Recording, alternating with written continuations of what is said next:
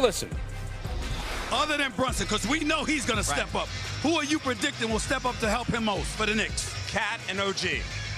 I think we have to get Cat going early. And OG, if he has 20, we're in good shape. I don't know if you know this, but Ben Stiller turned out to be a prophet. First quarter, look at OG off the miss.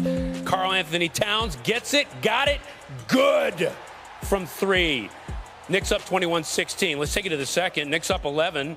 Here's Cat just going to work. Finger roll layup. Stars in the house loving it. Busta Rhymes spike. Everybody getting on this. Just like Stiller said. And then look, Derek White goes for the layup. Gets packed by Miles McBride. Back to Josh Hart. Gets the drop. And the Stars going crazy. Lenny Kravitz, Timothy Chalamet, everybody's in the house.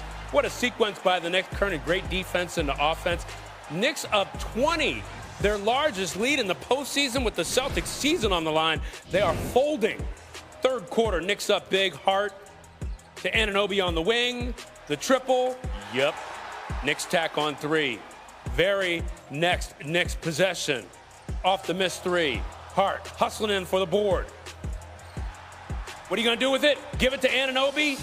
23 points on the night, including that one. He had his 20, just like Stiller said. And the Knicks win in dominating fashion, 119-81, advancing to their first Eastern Conference final for the first time since 2000. And this is new on SportsCenter. Joe Mazzulla, the Celtics, he speaks now from the podium. I didn't see anything different. I saw something better. I mean, I saw throughout the season our guys had the right mindset and the right process towards going after it. You obviously, it's not going to go the way you want it to every year. I like the way we ended it. You just, ran into a great team in the second round, and they got the best of us. But like I said, to me, it's more about the mindset and the process that the guys had throughout the season. They thought they gave it everything they had. I thought they really went after it, trying to achieve something that's obviously extremely difficult. I thought they went after that, and when you go after something, this is the price you pay. All right, we got Kendrick Perkins in L.A. Stephen A. joins us again from the Garden. Fellas, the Celtics, proud champion, battle-tested veterans. You would expect more from that team in a potential elimination game. Stephen A., start with you. What did you see out of the Celtics tonight? I saw a team that quit. I saw a team that got beat down in the first half. They knew that it was a deficit that they were not going to recover from. And in the second half, it was just, it was just all about running out the clock. Jaylen Brown tried to get others involved, knew no one else had anything to give. And as a result, he was limited in what he gave. You can debate whether or not that's an excuse, but that's what it came down to. Derek White had 34 points on 7 3-pointers in Game 5. He scored 8 points tonight. Drew Holiday is a 2-time champion, okay, in Milwaukee and Boston. He had 4 points tonight. Peyton Pritchard, the 6th man of the year, gave you absolutely nothing. And Luke Cornett might as well have done so as well because he only had 5 rebounds after having 7 blocks, okay? So it's one of those situations where the New York Knicks, the Garden fans and everything else just overwhelmed them, and they had nothing to fend off the momentum that the Knicks and their fans brought into Madison Square Garden tonight. Perk, you want to jump in there?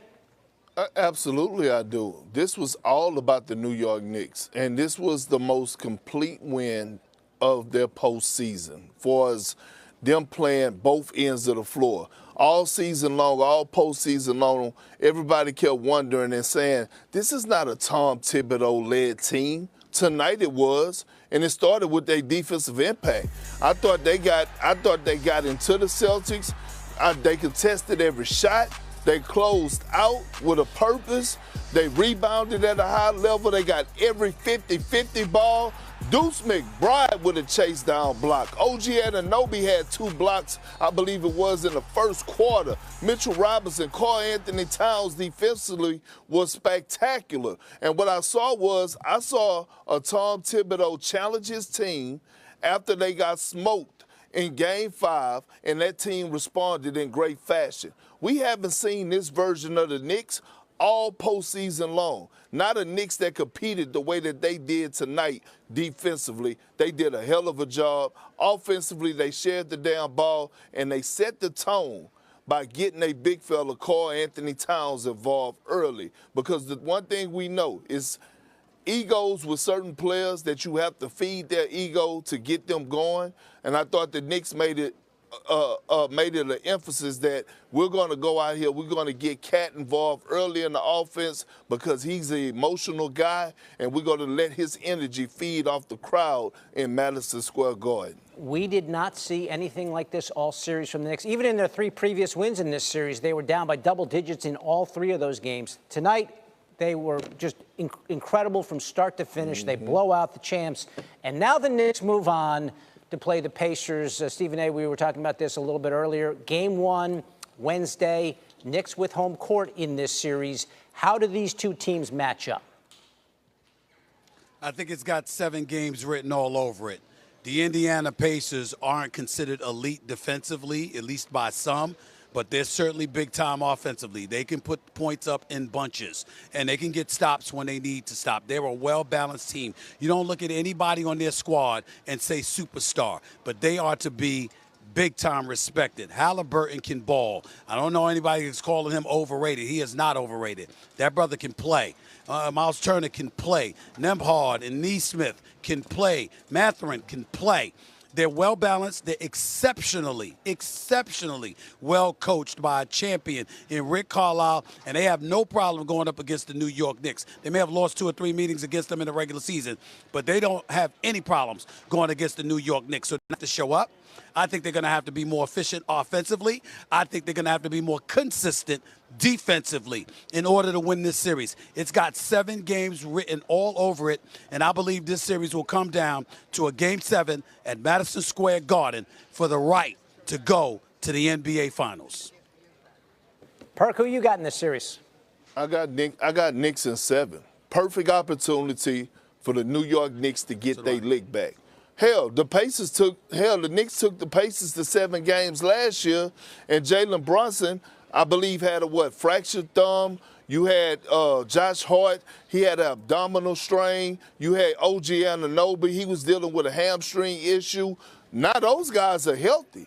With the addition of a Karl-Anthony Towns and a Mikal Bridges, and we're watching right now, Mitchell Robinson and Deuce McBride has been providing some spectacular minutes off the bench on both ends of the floor. I believe this Knicks team is going to be ready for the Pacers. I'm not underestimating the Pacers. They play agenda-free basketball. They have a hell of a coach in Rick Carlisle. They have a guy that's a real closer in Tyrese Halliburton, but he's not a better closer than Big Body Brunson. And I think Big Body Brunson, along with Josh Hart leadership, is going to take this Knicks team to the NBA Finals. I agree with Stephen A. Smith. It's going to go 7 games. It's going to be a brawl for it all, but I got the Knicks winning this series in 7. Of course, these 2 teams do have a little bit of postseason history. Reggie Miller, Spike Lee, the choke I miss game. you, man. Should be all sorts of fun.